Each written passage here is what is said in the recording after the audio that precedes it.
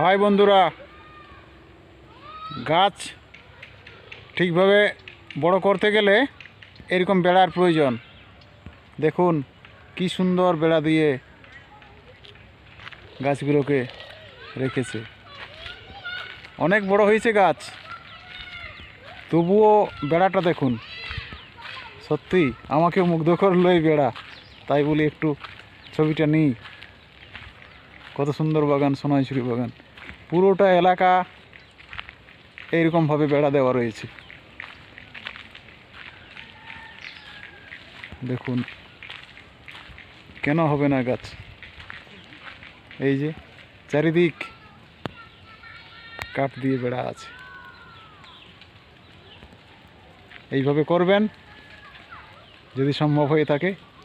ধন্যবাদ।